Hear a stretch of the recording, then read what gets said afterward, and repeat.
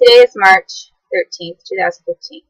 So as I was saying, the U.S. Could pretty much do anything to try to set you up, make you feel guilty of something and you're not, just to get what they want. And they did that with me a lot. So that is what they did with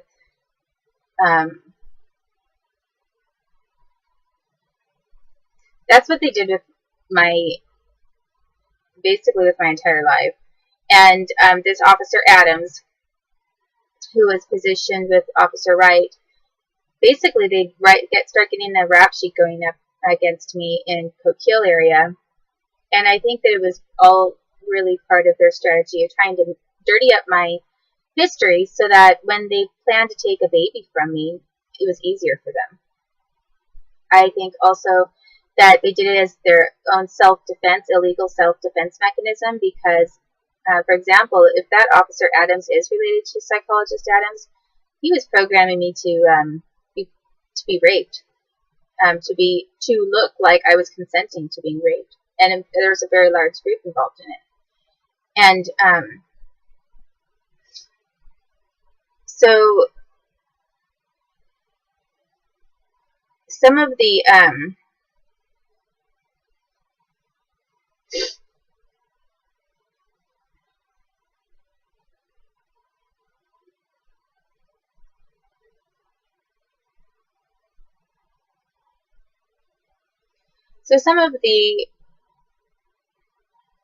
I explained a little bit about what one thing that Psychologist Adams had me do, which was he would interrogate me and then tell me to say yes, yes, to all these various things.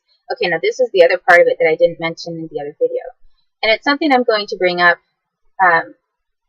as one of the things they did to me because it's relevant towards how this country has degraded me and potentially how they've been torturing, either using voluntarily my parents or one of these Bob Juniors, there's more than one of them in the sets, or how they've tortured them as well and forced them to do some really horrible things. And one of the persons, some of the time that I was being forced to say like yes to all their questions, and then about if they could touch me and that kind of thing, was Adams himself. So Adams did that, and then he'd touch me and do different things, and he'd force me to say yes, that's okay and whatever, and this is okay. But then they also got nervous because they were doing it, and I guess they felt they needed to get more people involved in having me practice, in brainwashing me and programming me to practice to allow someone to touch me and to repeatedly say yes to their questions of could they touch me here, could they do that, and that kind of thing. And I was getting really brutally tortured and punched. I wasn't just getting electrocuted, I was getting beat. And had knives being shown, guns, if I didn't continue to say yes. So I would start to say, they'd keep doing something to me, and I'd start to say no. And I'd try to get away, and I'd try to run, and they would hold me in one place and say, no, don't move. And then they'd torture me. He said, the answer is yes. So they kept telling me to say that. And then they brought in my dad, who looked like my dad. And like I say, there's more than one Bob Jr. And if I'm related to one of them biologically, I mean, he is my dad, according to the court records. Had someone tell me that Edward Howard was my biological dad, but everybody tries to mix things up all the time. But if one of the Bob Juniors really is my biological dad, I'm not sure which one it was, but they had one of them touching me and groping me, and I was being forced to say yes to all of the things that they were making this Bob Jr. do to me. And and I would try to get away and say no, but they used other men, and then they also used my own dad. And actually what I was going to say is that several of these government rapists, these kids who had parents that were government employees, they actually specifically tried to degrade me by taking on my dad's persona and trying to act like my dad.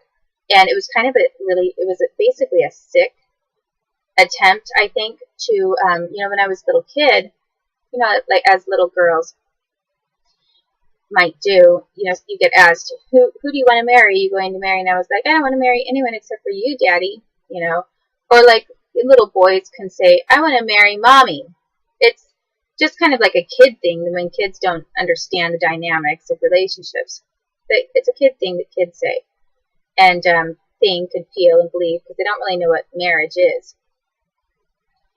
And so I remember saying things like that, and then I remember getting really mocked and harassed about it over and over. And then what happened is several of these government kids and officials, they actually made specific actions and moves to look like, in hindsight, I realized they were attempting to do things that my dad had done when I was a little girl, like personality-wise. So they were blending non-sexual traits of my dad with their raping me. And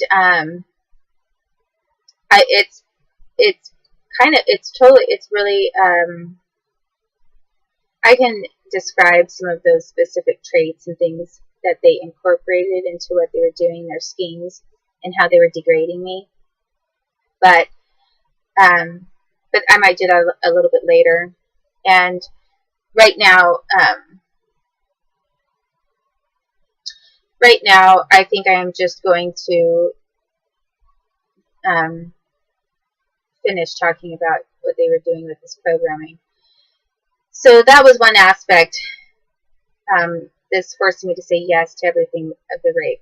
And as I've already described, when Robin raped me the second time, part of what he did prior to raping me was to say, he'd taken a sexual awareness course in college.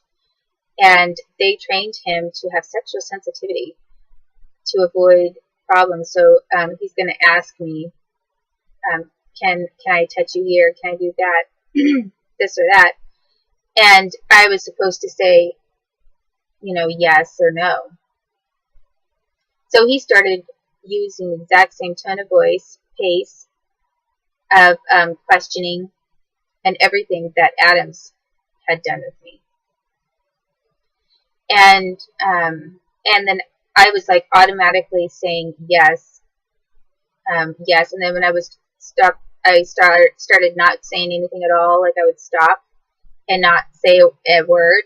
He would say, and what is that answer? Or he would say it the same way that Adams would say it. And then I'd respond to him with yes. But I was scared of him. And I was afraid of torture. And I was afraid for my life at that time. And I had actually tried to call. I had, first of all, not wanted to get in a car with him that night. And secondly, I did place a phone call to try to get a hold of someone to pick me up and get me out of that situation because I was afraid of him. And so he actually directly incorporated what this psychologist Adams forced me to do when I was a little girl. And the Bechtold family is friends, very good friends with the Adams. They live in the same town. They all grew up. They all went to school together, like Shannon Adams, the girl that was my age, and Robin did.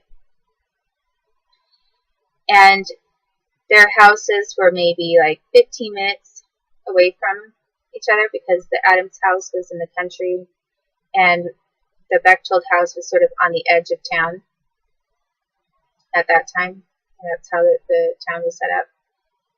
So that's not all. I also described how they were using alcohol and liquor, and that plays into what I have already mentioned about when Robin raped me, and how the government kids offered me a couple of drinks, and I wasn't a drinker, and I was actually drinking water, and I was like, no, I'm fine. But then they kept asking me, and they used the same triggers that the Adams people had used to make me drink there. I basically had to drink or be tortured. And I think at the time that I was taking those drinks, I didn't feel that it was have a drink or get tortured. I think I thought it was it was more of an idea of have a drink and this is just I just felt pressured and compelled to do that, but I didn't necessarily specifically think of torture at the time. So with the other situation with Robin, it was a little worse, more serious than that. And so anyway, then some of these individuals who were involved in this programming of me to plan to rape me, who had these kids, were the Peters family. And the kid that I ended up having to go to school with, what happened is I was living in Moses Lake, Washington, and the United States government moved me when I was in puberty age.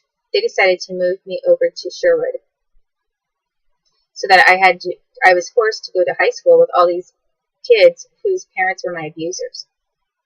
And some of the kids themselves were abusers because they'd gone over to my house and helped their parents put the electrocution head brace on my head and torture me.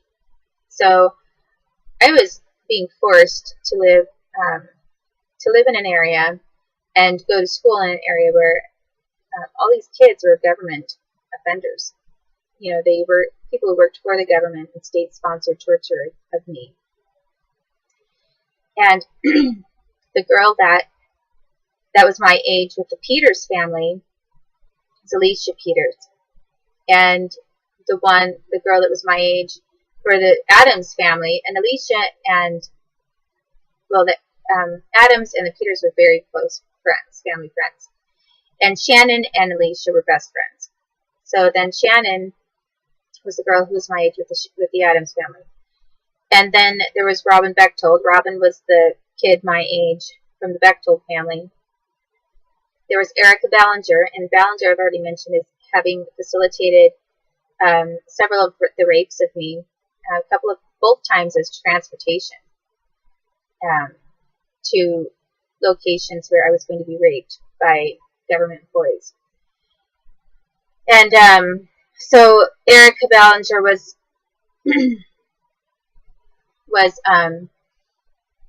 my age. Erica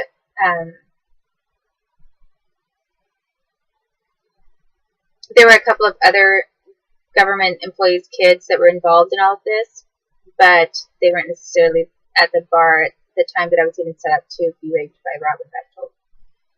And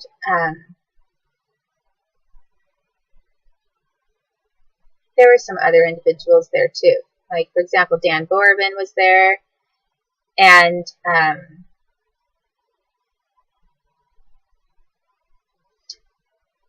I'm not sure that Art Squires was there. I don't think he was. Tony Roos, I think, was there.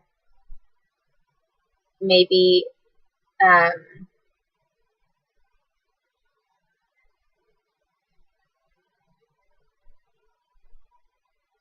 there was, I think,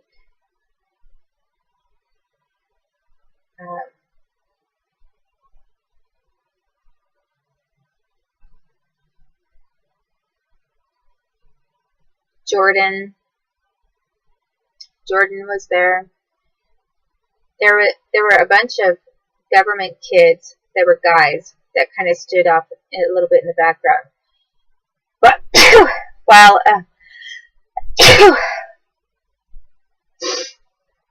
excuse me, while this was happening at the bar, and they were planning this and plotting this out, and I think they were interested in watching because they were excited to have me be raped too, because their parents were also part of the government. And so then the other thing that was done with programming me at the Adams house was, oh, actually, that was the part that involved with the rape. And then there was another section that went with that occurred in another location.